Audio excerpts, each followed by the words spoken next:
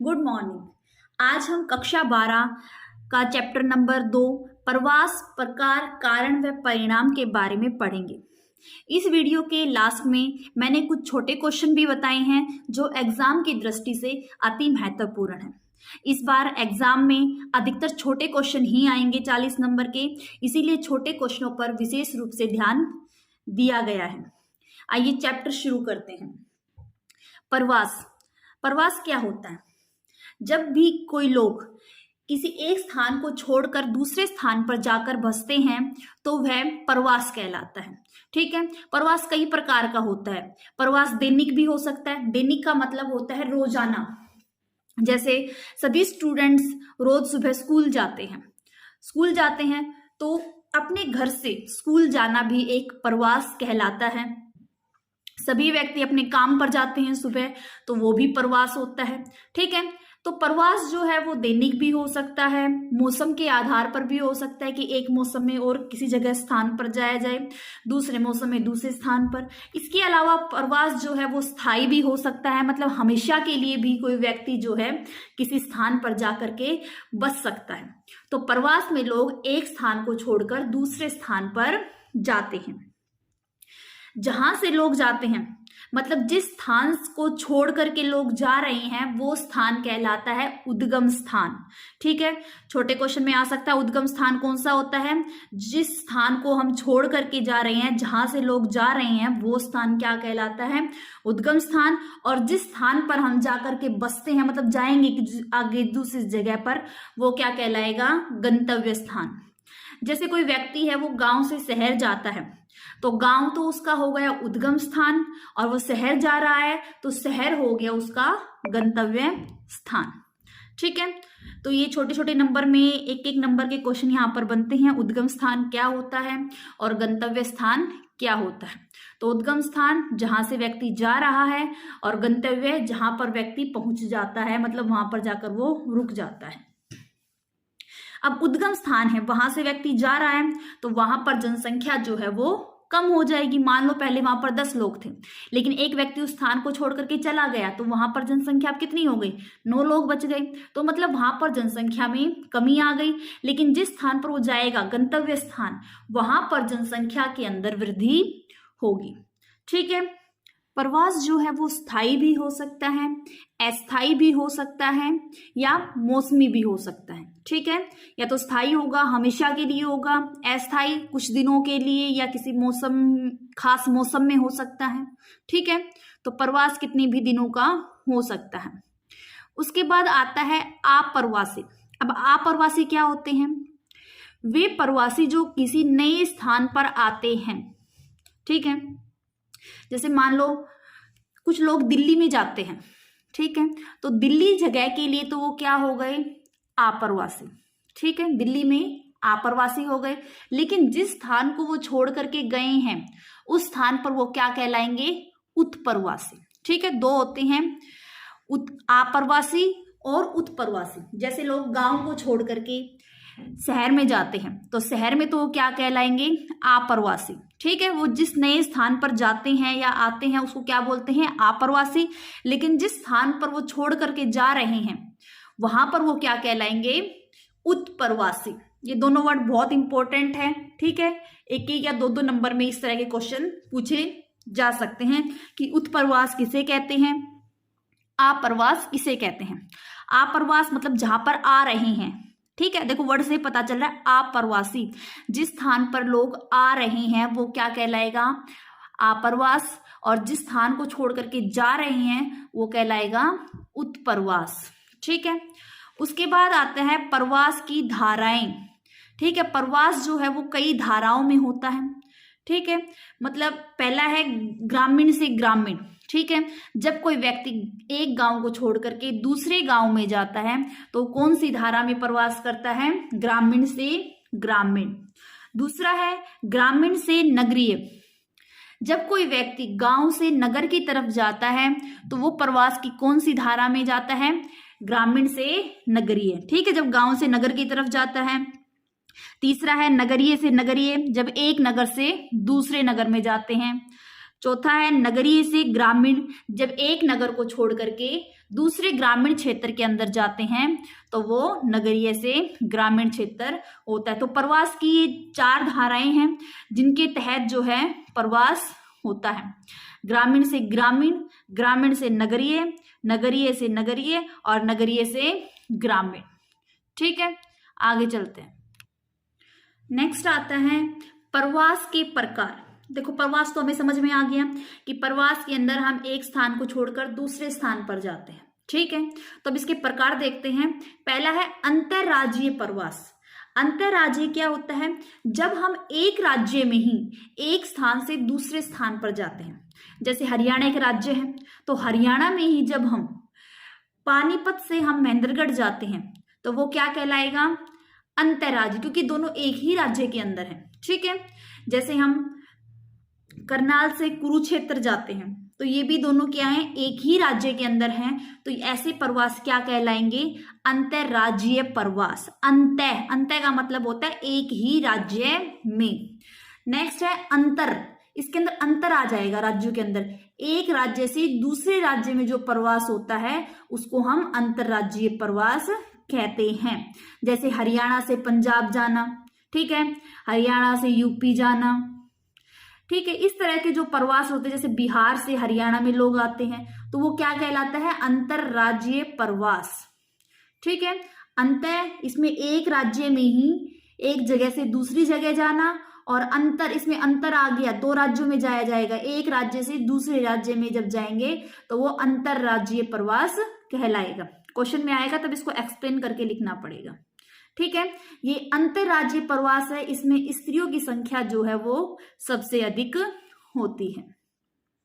Next आता है दैनिक प्रवास। मैंने पहले भी बताया, दैनिक प्रवास वह प्रवास होता है जो रोजाना किया जाता है। जैसे रोज जितने भी विद्यार्थी हैं वो सभी स्कूल जाते हैं। ठीक है, तो वो किस प्रवास में आएगा? दैनिक प्रवास के अंदर। इसके अलावा मौसमी प्रवास, जब एक मौसम के अकॉर्डिंग प्रवास किया जाता है। देखो इसमें मैं एग्जाम्पल देकर बताती हूँ कि जो हिमालय पर्वत है वहां पर कुछ भेड़ बकरियां चराने वाले चरवाई हैं, वो अपनी भेड़ बकरियों को वहां पर पहाड़ों के ऊपर जो है घास वगैरह चराते हैं।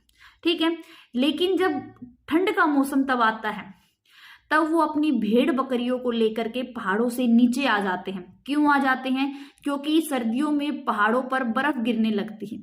अगर उस टाइम पर वो चरवाई अपनी भेड़ बकरियों के साथ पहाड़ों पर रहेंगे तो उनमें भेड़ बकरियों की मृत्यु भी हो सकती है। ठीक है, इसके अलावा वहां पर जो भी धरातल है वहां पर सारे पे बर्फ जम जाती है, तो वहां पर बकरियों को खाने के लिए ताजा घास भी नहीं मिल पाएगी। इसलिए सर्दी के मौसम में वो चरवाहे पहाड़ से नीचे घाटी में आ जाते हैं और वहां पर रहते हैं। लेकिन जैसे ही सर्दी का मौसम खत्म हो जाता है वो चरवाहे वापस पहाड़ों पर चले जाते हैं। ठीक है, तो वो एक मौसम के अंदर प्रवास होता है, सिर्फ एक ही मौसम का प्रवास है, इसलिए इसको हम मौसमी प्रवास कहते हैं। नेक्स्ट आता है अंतरराष्ट्रीय प्रवास।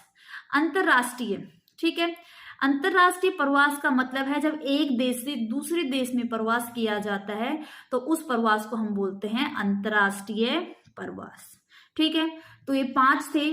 एक ही राज्य में एक स्थान से दूसरे स्थान पर, एक राज्य से दूसरे राज्य में, रोजाना होने वाला प्रवास, एक मौसम में होने वाला प्रवास, और एक देश से दूसरे देश की तरफ होने वाला प्रवास। ठीक है, तो ये हैं प्रवास के प्रकार। उसके बाद आते हैं प्रवास के कारक, कि प्रवास को कौन कौन से कारक हैं वो प्रभावित करते हैं। तो उसमें मेनली 2 कारक बताए गए हैं, अपकर्ष कारक और प्रतिकर्ष कारक। ऐसे अपकर्ष का मतलब होता है जो हमें आकर्षित करते हैं। जैसे नगरों के अंदर बहुत ज्यादा सुख सुविधाएं होती हैं, मनोरंजन के साधन होते हैं, तो वो हमें अपनी तरफ आकर्षित करते हैं। ठीक है, तो अपकर्ष कारक वो कारक हैं जो हमें आकर्षित करते हैं। ऐसे अपकर्ष और ऐसे आकर्षित, याद रह जाएगा। ठीक है, जो हमें आकर्षित करते हैं, जैसे वहां पर पाई जाने वाली सुख सुविधाएं व वहां के मनोरंजन के साधन। दूसरा है प्रतिकर्ष कारक। प्रतिकर्ष कारक वो कारक होते हैं जो हमें एक उस स्थान को छोड़ करके दूसरे स्थान पर जाने के लिए मजबूर करते हैं। जैसे हम गांव में रहते हैं, मान लो गांव में कोई प्राकृतिक आपदा आ गई, बाढ़ आ गई, सूखा पड़ गया, भूकंप आ गया, ठीक है, या बहुत ज्यादा गरीबी हो गई, भूखमरी फैल गई, या कोई बीमारी फैल गई, ठीक है, तब हम उससे मजबूर होकर के जब हम दूसरे स्थान की तरफ जाते हैं तो वो कहलाते हैं प्रतिकर्ष कारक। तो समझ में आया। अपकर्ष कारक वो कारक होते हैं जो जनसंख्या को आकर्षित करते हैं, और प्रतिकर्ष कारक वो कारक होते हैं जो जनसंख्या को एक स्थान से दूसरे स्थान पर जाने के लिए मजबूर करते हैं। ठीक है, उसके बाद आता है प्रवास के कारण। प्रवास के कारण क्या होंगे? पहला कारण है रोजगार। लोग जो क्या है गांव से शहर की तरफ जाते हैं तो उनका मेनली कारण क्या होता है? रोजगार प्राप्त करना। ठीक है, रोजगार के लिए लोग एक स्थान से दूसरे स्थान पर जाते हैं क्योंकि शहरों के अंदर उनको रोजगार मिल जाता है, गांव के अंदर रोजगार के साधन कम होते हैं। ठीक है, शहरों में तो उद्योग धंधे बहुत सारे होते हैं, वहां पर कहीं ना कहीं कोई ना कोई काम मिल ही जाता है, इसलिए शहरों में रोजगार के साधन अधिक हैं और गांव में रोजगार कम मिलता है। दूसरा, शिक्षा। शहरों के अंदर उच्च शिक्षण संस्थान हैं, अच्छे अच्छे स्कूल हैं, अच्छे कॉलेज हैं, यूनिवर्सिटीज वगैरह हैं, तो उनके अंदर लोग शिक्षा ग्रहण करने के लिए प्रवास करते हैं गांव से शहरों की तरफ। ठीक है, तो प्रवास कितने कारणों से किया जाता है? एक तो रोजगार की तलाश में किया जाता है, दूसरा अच्छी शिक्षा प्राप्त करने के लिए, तीसरा विवाह जब होता है तब भी लड़कियों को अपना घर छोड़कर जाना पड़ता है, तो विवाह उसका मुख्य कारण है। इसके अलावा शहरों के अंदर पाई जाने वाली बेहतर सुख सुविधाएं जो हैं वो हमें आकर्षित करती हैं, इसलिए हम शहरों की तरफ प्रवास करते हैं।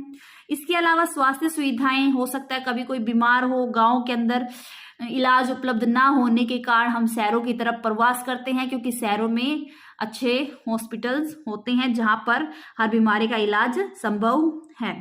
इसके अलावा प्राकृतिक आपदाओं का कारण मैंने भी बताया था कि गांव के अंदर कोई प्राकृतिक आपदा आ गई, बाढ़ आ गए, चक्रवात आ गया, भूकंप आ गया, तो उनके कारण से भी हम एक स्थान को छोड़ करके दूसरे स्थान की ओर प्रवास करते हैं। नेक्स्ट है ऊंचा वेतन। शहरों के अंदर जो रोजगार भी मिल जाता है और साथ में वेतन जो है वो भी अच्छा मिलता है। ठीक है, इसलिए भी लोग जो है वो गांव से शहरों की तरफ जाते हैं। ठीक है, नेक्स्ट है मनोरंजन के साधन। शहरों के अंदर बहुत सारे मनोरंजन के साधन होते हैं, सिनेमा हॉल वगैरह होते हैं। ठीक है, तो उनके कारण भी लोग जो है वो आकर्षित होते हैं। ठीक है, जिसके कारण से भी प्रवास जो है वो किया जाता है। आगे चलते हैं। नेक्स्ट है प्रवास के परिणाम। प्रवास के परिणाम, जब लोग एक स्थान से दूसरे स्थान की तरफ जाते हैं तो कैसे परिणाम मिलते हैं? कुछ अच्छे परिणाम निकलते हैं, कुछ गलत परिणाम भी मिलते हैं, तो उन परिणामों के बारे में बताना है। सबसे पहले तो शहरों में मलिन बस्तियों की संख्या में वृद्धि हो जाती है। जब अधिकतर लोग जब गांव से शहरों की तरफ जाते हैं तो शहरों में उनका घर तो होता नहीं है, इसलिए वो आसपास की जो छोटी तंबू वगैरह लगाकर भी उनमें रहने लग जाते हैं, जिसके कारण शहरों में मलिन बस्तियों की संख्या जो है वो बढ़ जाती है। नेक्स्ट, लिंग अनुपात असंतुलित होना।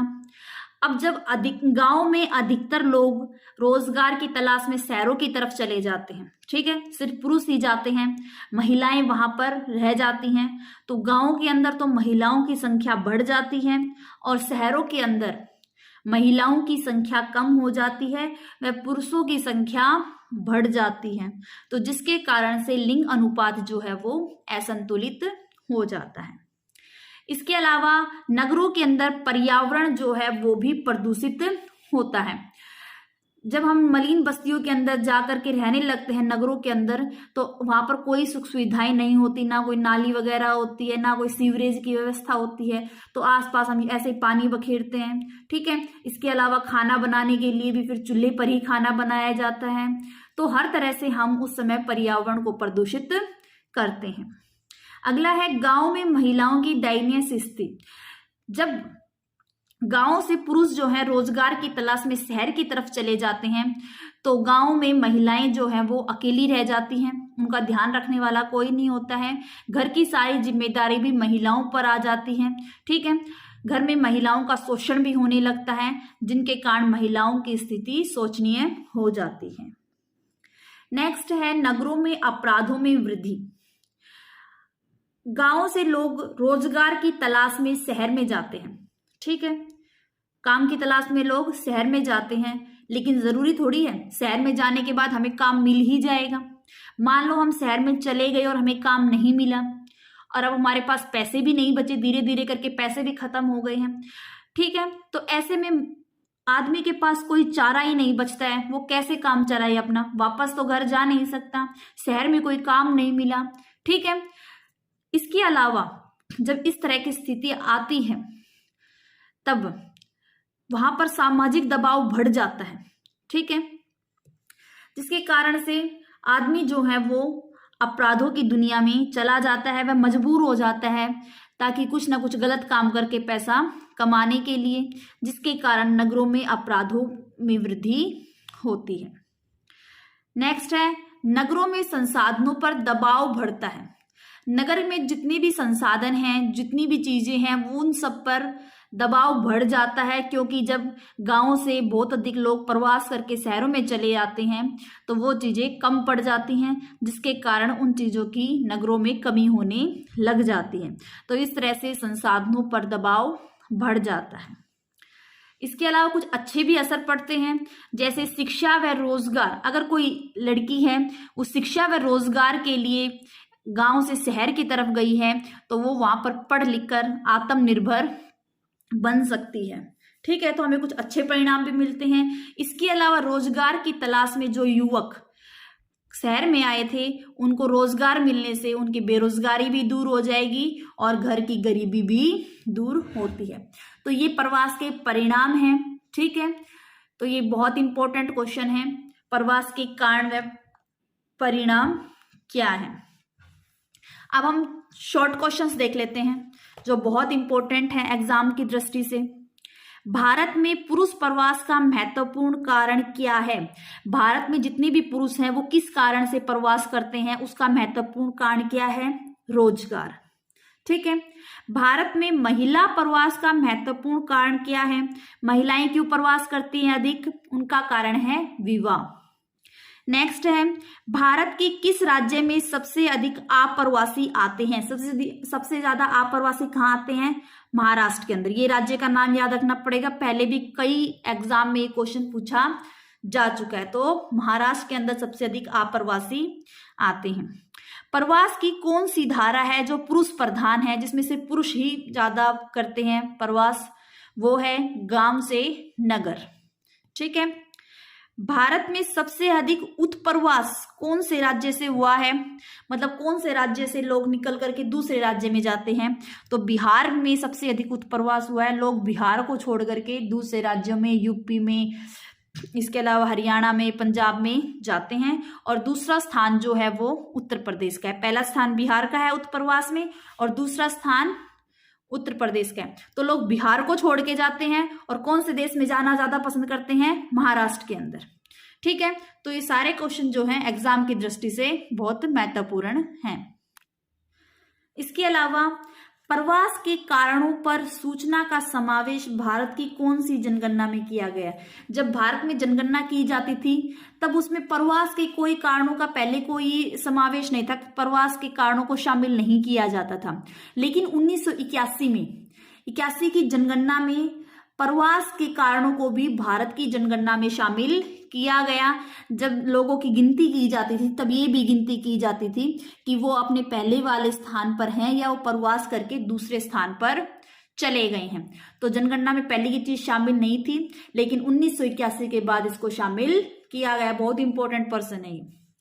2011 की जनगणना के अनुसार भारत में सबसे ज्यादा प्रवासी और शरणार्थी कौन से देश से आए थे? सबसे अधिक शरणार्थी जो है वो बांग्लादेश से आए थे। बहुत इंपॉर्टेंट है। इसके अलावा किस नगरीय समूहन में प्रवासी जनसंख्या का अंश सर्वाधिक है? मुंबई। अप्रवासी सबसे अधिक कहाँ जाते हैं? महाराष्ट्र के अंदर, और महाराष्ट्र की राजधानी है मुंबई। तो कौन से नगर में सबसे अधिक प्रवासी जाते हैं? मुंबई नगरीय समूहन में। ठीक है, तो ये चैप्टर समाप्त है। नेक्स्ट वीडियो में हम नेक्स्ट चैप्टर पढ़ेंगे।